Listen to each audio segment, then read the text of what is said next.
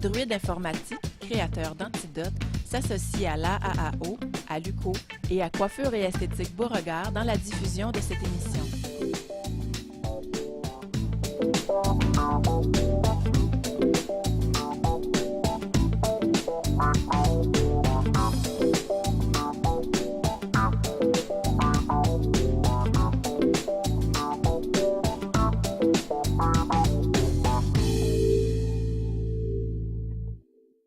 Est-ce qu'il vous est déjà arrivé d'entendre quelqu'un dire « Ah, c'est un bel accent, c'est exotique » ou « C'est étrange cet accent-là, je comprends pas trop ».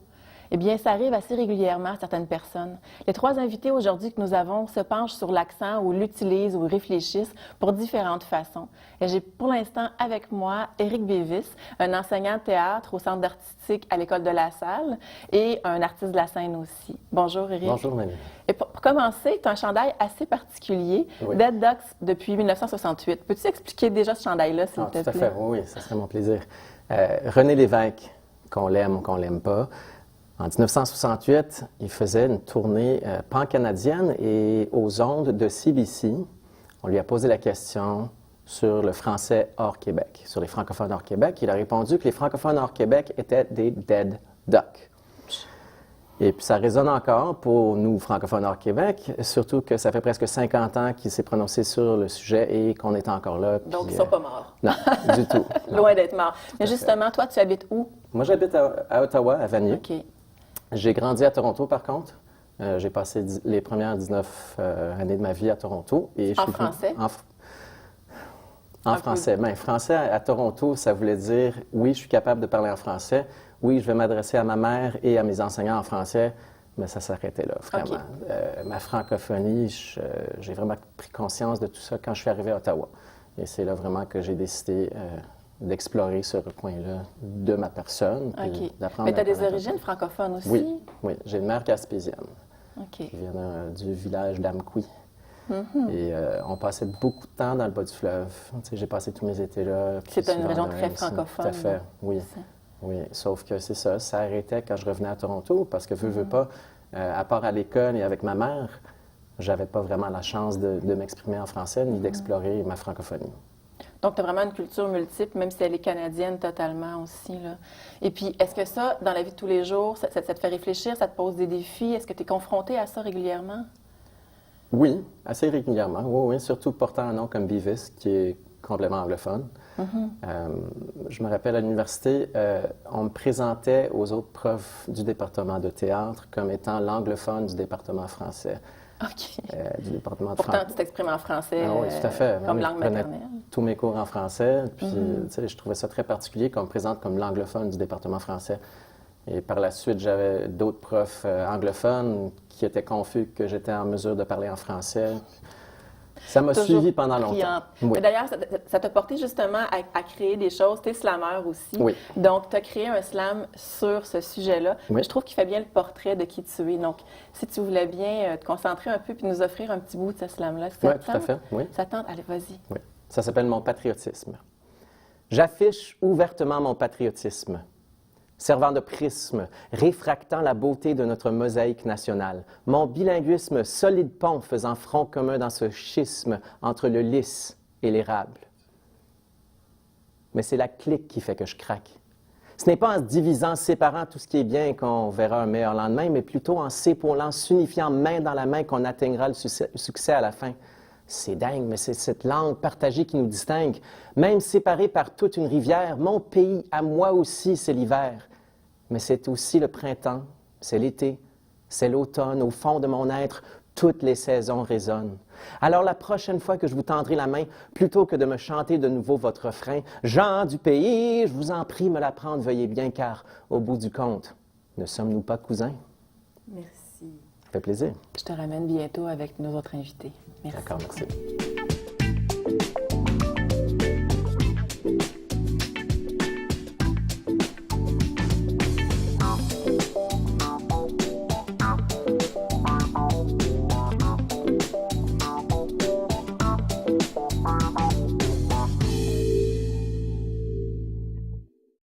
Je suis présentement avec Marie-Nicole Groux, qui est une comédienne, mais aussi auteure, compositeur, interprète, et Ryan Fraser, qui est traductologue, chercheur et professeur à l'École de traduction de l'Université d'Ottawa. Bonjour à vous deux. Bonjour. Et là, c'est quoi vos intérêts de recherche en traductologie? D'abord, c'est quoi la traductologie en 2 mots? En 2 mots, là. Ça veut dire tout simplement recherche en traduction. Voilà. Donc, voilà. vos intérêts de recherche en traduction sont lesquels? D'abord, je donne des cours de grammaire et des cours sur la forme de la langue. En ce moment, dans la traductologie pure et dure, on est dans ce qu'on appelle le tournant culturel, ce qui veut dire qu'on s'intéresse beaucoup à l'idéologie derrière les textes. Les messages portés. OK. Les messages portés qui ne sont pas seulement les messages évidents, mais les messages, le sous-texte, comme on dit. Alors moi, je ne me suis pas trop intéressé à ça, sauf en ce qui concerne la forme du langage. Là, la plupart s'occupent du contenu idéologique du texte, moi je m'occupe de la forme et de ce que la forme du langage peut dire sur l'idéologie. Quelle forme ça prend justement, cette forme de langage-là? La forme, c'est l'accent, voilà, on parle de l'accent. Oui. C'est la forme pure et dure, c'est la manière dont le corps s'imprime sur le langage. C'est-à-dire cette petite chose de surplus qu'on ressent dans le langage qui n'a rien à voir avec les significations, les dénotations. On ne va pas trouver la dénotation dans un dictionnaire, par exemple, mais ce sont des formes qui rajoutent un phénomène de plus. Ça fait appel plus aux sentiments, aux impressions, c'est ça? Ce sont des formes qui sont pleines d'affect ou des formes qui frappent l'oreille comme quelque chose de différent, comme un accent. Et est-ce qu'il y a un projet en particulier sur lequel vous vous êtes attardé pour observer ces choses-là? Oui, en fait, sur le concept du shibboleth. Qu'est-ce que c'est ça? Shibboleth, c'est un mot, c'est pas un mot hébreu, c'est un mot d'une langue très ancienne. C'est une langue biblique. Dans le livre des Juges, dans la Bible, on raconte l'histoire du shibboleth. C'est-à-dire, il y a 2 tribus qui ont une guerre. Et puis une tribu qui bat l'autre, qui conquit l'autre. Et puis finalement, ils sont organisés, les 2 tribus, sur les bords de la rivière de Jourdain. Et le gagnant, pour savoir qui tuer parmi les gens qui ont été conquis, là, on a décidé de jouer un jeu, là, de leur faire prononcer le mot shibboleth. Et il paraît que dans les 2 langues, les mots se rassemblaient, sauf que les Éphraïmites ne savaient pas prononcer le che. Alors, c'est comme ça, ils ont comme outil de triage pour trier entre les gens. Si ça prononçait shibboleth, on éliminait. Voilà. Dangereux, l'accent. C'est ça. Alors, le mot shibboleth est devenu une espèce de forme, for an in-group, une espèce de forme qui déterminait si on passait ou ne passait pas. Et c'est une forme pure et dure qui n'a rien à voir avec un contenu idéologique. Là, c'est quelque chose de biologique là, et qu'on sous-estime dans le langage. On ne sait pas, on ne pèse pas assez l'importance de ça comme facteur de discrimination entre les groupes. Là. Mais l'accent porte toute une identité, justement, on le voit là. Et Marie-Nicole, tu as créé un spectacle qui s'appelle « Maman, si tu me voyais ». Et dans ce spectacle-là, tu as vraiment choisi de présenter un personnage qui a un accent assez fort, assez localisé. Peux-tu nous en parler un peu? Oui, certainement. Et puis, moi, j'ajouterais aussi, avant, mais j'ajouterais que nous autres, les mots écureuil, œil, c'est difficile pour les anglophones de dire ça. Oh, c'est très difficile. Hein? Voilà, alors, on aurait ce combat et ouh! C'est ça, ça serait le mot qu'on mettrait. C'est tout un exercice corporel pour apprendre ces mots-là. Oui, Voilà. oui. Alors oui, le spectacle « Maman, si tu me voyais », c'est un personnage, j'ai créé un personnage qui s'appelle Yvette Lacroix, qui a un accent, évidemment, un accent qui est plutôt un accent ouvrier, un accent du terroir. Et voilà. Donc, qu'est-ce que c'est que le spectacle au juste, dans le fond, Maman, si tu me voyais? Maman, si tu me voyais, c'est un clin d'œil théâtro-musical à l'œuvre, au répertoire de Diane Dufresne. Et puis, j'ai donc créé le personnage d'Yvette Lacroix, qui est propriétaire d'une buanderie, un comptoir de nettoyage à sec. Elle accueille les vêtements des vedettes, les costumes de scène des vedettes depuis longtemps, et on apprend que Diane Dufresne va venir porter un costume. Alors, on est chez Yvette Lacroix, dans son commerce. Alors, Yvette en profite pendant qu'on attend pour présenter son retour de chant, hein, au public qui est là, donc les gens qui viennent faire leur lavage. Et elle chante uniquement des chansons de Diane Dufresne. On apprend pourquoi pendant le spectacle. Et Yvette a un accent très coloré, un accent du terroir, comme je dis. Et tantôt, quand tu mentionnais que l'affect d'un accent, l'accent d'Yvette Lacroix Quel effet il a, dans le fond? ben, rend le personnage attachant. On peut se reconnaître, ou certains en tout cas, le rend amusant, attachant, pas compliqué, tu sais, vraiment accessible. Près des gens. Donc, c'est Près pour ça que des tu as gens, choisi oui. de le travailler de cette façon-là. Exactement. Parce que dans le fond, ça peut être un facteur d'exclusion, mais ça peut être aussi un facteur de reconnaissance d'identité aussi. C'est ça, les deux côtés de la même médaille. Là, c'est jamais affect, ça veut dire pour le bon, pour le mauvais. Hein, c'est les deux côtés. Oui. Ouais. Et puis, donc, les gens reçoivent bien ça et embarquent dans l'histoire avec toi. Exactement. Et tu interprètes différents personnages durant le spectacle? Le personnage d'Yvette Lacroix. OK. Ah oui. Il y a deux personnages sur scène, bien sûr, parce qu'Yvette a son pianiste, qui est aussi son livreur. C'est un rôle muet que j'ai créé, le rôle de Pitt. Et ça, donc, il y a deux personnages en scène. Et Pitt, son accent est un accent musical, finalement. Le piano. Il n'y a pas d'accent parlé, tu sais. Donc, tu te changes plusieurs fois, tu interprètes différents personnages. Non, juste un personnage, Yvette Lacroix. C'est ça.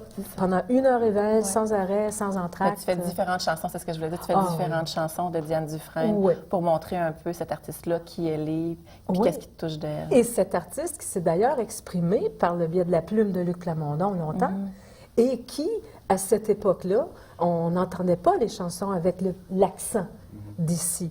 Alors, elle a bousculé, bouleversé l'industrie de la chanson, si on veut, d'ici, du Québec et du Canada également, avec ce fameux accent. Elle a été connue en France aussi, finalement, encore une fois, avec ce fameux accent d'ici. Elle s'en est servie, dans le fond, comme moyen de s'affirmer puis de se distinguer, dans le fond, des autres. Parce que c'est aussi un facteur de distinction, l'accent aussi. Oui, ça peut être de manière négative, ça peut être force de triage entre les individus, mais c'est une marque de distinction, c'est un surplus que l'on a, et puis on peut en profiter pour être créatif, absolument. Mais comment on en vient à s'intéresser à ça comme traductologue, à ce sujet-là en particulier? Parce que j'ai remarqué, je suis très fan du paratexte et du sous-texte, tout ce qui ne se dit pas, ou tout ce que l'on fait vraiment en disant qu'on fait le contraire. Là. J'ai remarqué que là, les gens se tiennent un discours très élevé sur les raisons, sur la philosophie, sur les raisons de justifier la discrimination entre les gens. Toute une philosophie, mais je trouve que vraiment, là, on n'a pas besoin de cette philosophie, que les marques de la discrimination, ça se trouve tout simplement dans les mouvements du corps. Là. On est aussi animal que ça. C'est choses du corps et on fait semblant qu'il est chose de philosophie. Voilà. Et j'ai remarqué, c'est une contradiction fondamentale que j'ai remarquée et c'est pour ça que je m'y intéresse. Là. Voilà. Et quels sont vos autres projets de recherche qui vous tiennent actuellement occupés? Je travaille en ce moment sur un livre sur l'homophonie. Il y a des petits projets de traduction, par exemple poétique, où on essaie de rendre le son par le son, c'est-à-dire de traduire littéralement, mais encore plus que littéralement, un texte source. On essaie de reproduire finalement les sons pour que le texte cible, en le lisant, ça donne l'impression d'être un texte, d'être le texte source, comme si on le lisait avec un accent très très fort. Et l'effet de... C'est un effet étrange, j'imagine. C'est ça, ça fait... Oui, par exemple, là, on a fait les comptines, la plupart des comptines, de cette manière. Par exemple, Humpty Dumpty sat on a wall, c'est le texte source en anglais. Et puis, il y a des projets où le traducteur francophone a repris des éléments lexicaux du français, sans égard pour la syntaxe ou la grammaire ou même la signification, et les ont collés ensemble à la manière d'un collage pour ressembler... et qu'est-ce que ça donne? Un petit d'un petit c'est on a wall, Voilà, d'un petit, c'est un oral, et puis ça continue comme ça. Et ça me fait rire tout de suite, mais souvent les accents font rire. Donc, on a parlé d'affect tantôt. Des fois, c'est négativement, hein, des fois, c'est positivement. Mais est-ce qu'on le sent, ça aussi, dans ton spectacle, Marie-Nicole, que le fait que tu interprètes un personnage qui a un accent plus marqué fait rire les gens, les fait réagir plus? Ben, je pense que oui. Surtout quand elle sort des expressions comme la pointe de l'asperge au lieu de la pointe de l'iceberg, tu sais, des choses comme ça. C'est un peu une homophonie C'est aussi, ça, là. exactement, c'est ça. Ah oui. Oui, c'est ça. Les homophonies, ça provoque une espèce de caricature. Et c'est un peu la caricature de l'autre, de la manière de prononcer. Et puis, ça fait sortir tout ce qui est distorsion entre les langues et tout ce qui fait accent. Où tu as pris ces inspirations-là, par exemple, comme la pointe de l'asperge, ou bien la façon de traiter la langue, toi? Où tu l'as pris, l'inspiration? En bâtissant le personnage, Mado Lamotte à Montréal, personnificateur féminin, personnage clownesque, mais très cultivé, hein, justement, et qui parle, qui s'exprime dans cette langue du terroir, mais qui est très, très cultivé. Alors, Donc, ça a été un terreau fertile pour toi, oui, pour faire un mauvais jeu Mado de mots. Lamotte. C'est ça. Oui. Ce genre de personnage-là. M'a influencé. Parce qu'on me pose la question comme ça, mais il y a sûrement d'autres couches. Là. Oui, d'autres Sûrement, choses. oui, Écoute, oui, bonne continuité sûrement. avec ton spectacle Je vous et, en prie. On les continue en interprétations. 2017. On est en Excellent. rodage pour la tournée. Et ça continue comme ça. Merci oui. beaucoup à vous deux. Merci. Je vous réinvite pour parler avec Éric Bévis un peu plus longuement tout à l'heure. Ben oui, Merci. c'est un plaisir. Hein? Allô, maman? T'as fait un flat avec ta marchette. Ta marchette va perdre de l'eau. Mais là, je vais te laisser, là, c'est parce que je suis en train de travailler. OK.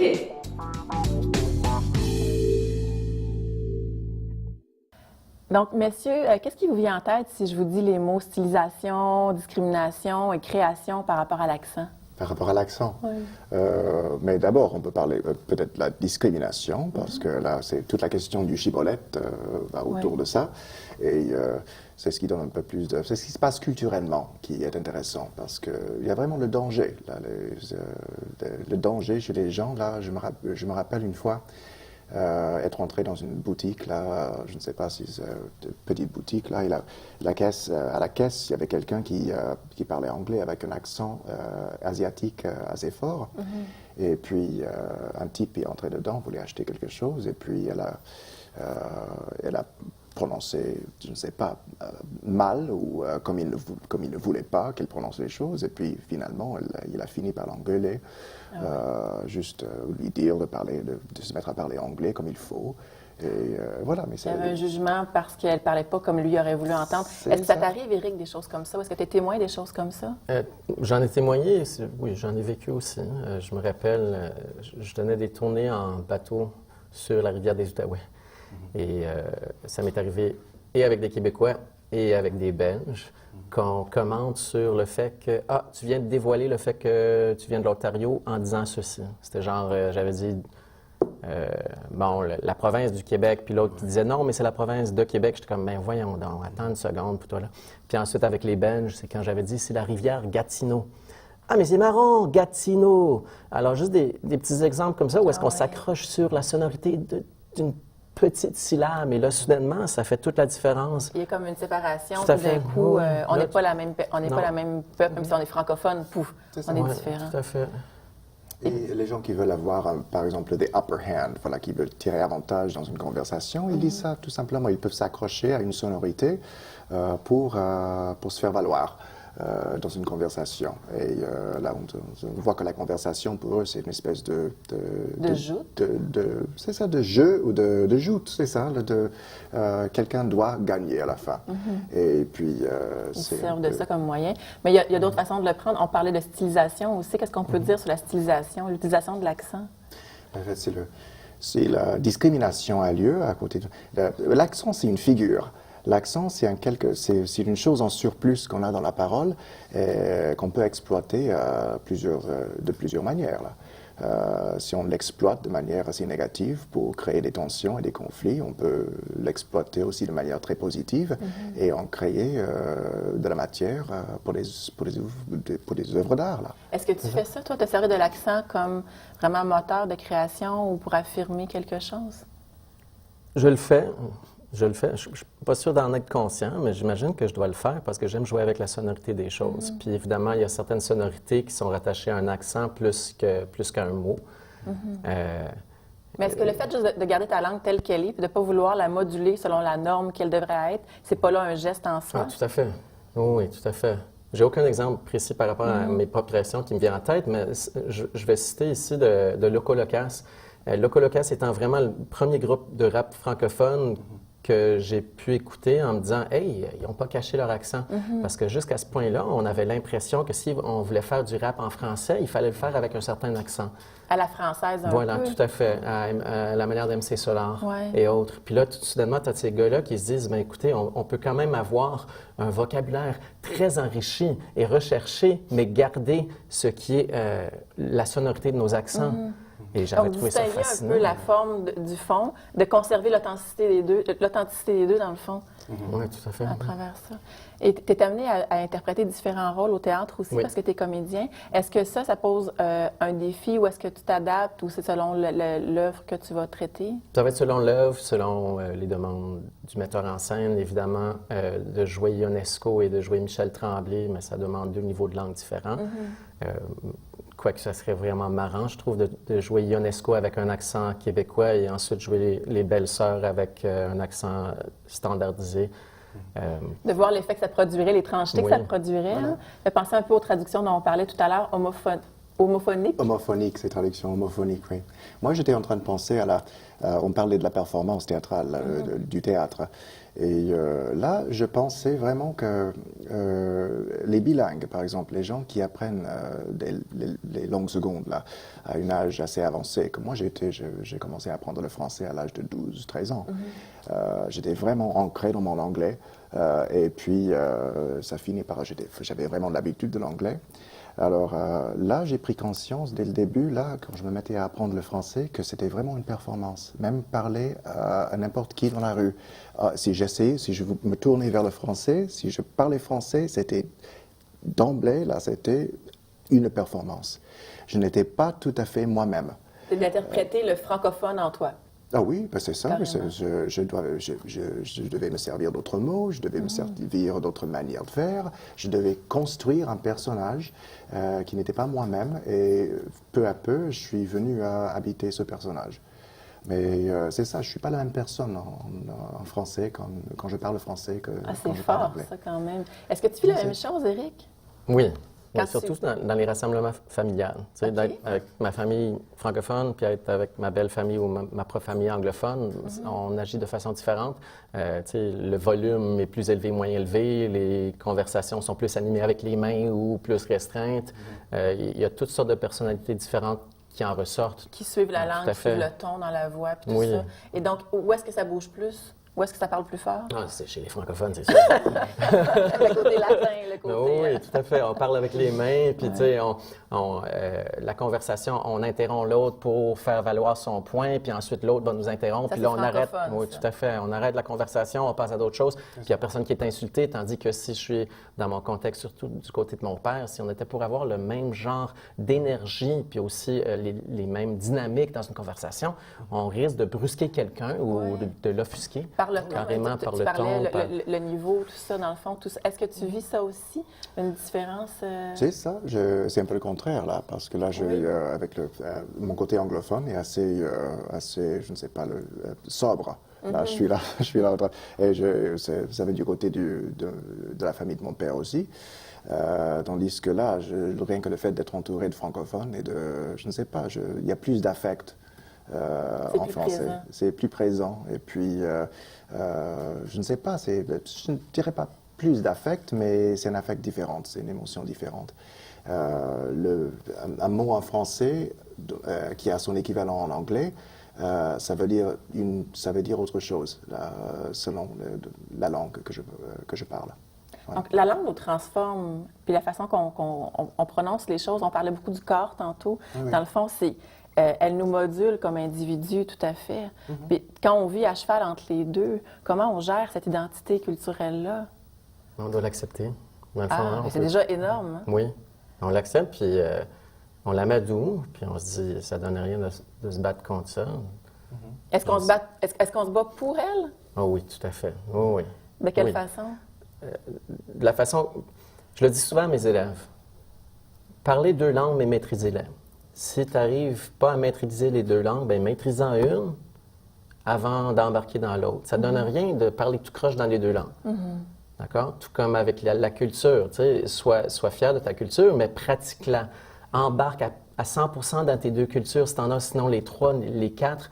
Mais de maîtriser une langue puis de parler tout croche dans l'autre ou de se dire, bon, je suis bilingue, je suis trilingue, mais je pratique seulement une de mes langues, ça donne pas grand-chose, dans le fond. Puis plus on est en mesure de maîtriser ces langues, de maîtriser ces cultures, puis d'en approprier d'autres, plus on est en mesure d'avoir une vision élargie du monde. Tu sais, moi, j'aimerais ça pouvoir juste lire un livre, puis là, apprendre une 3e langue, une 4e langue, parce que là, je me dis, hey, les choses que je pourrais comprendre si j'étais en mesure de comprendre tous les codes dans la langue que je connais Oui, pas.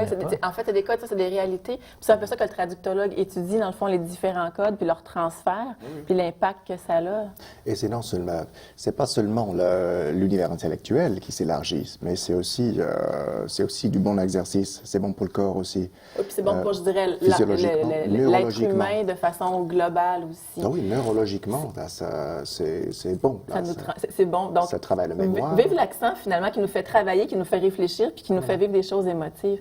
Merci énormément de vos réflexions Ça et fait du partage plaisir. avec nous aujourd'hui, vous deux. Merci.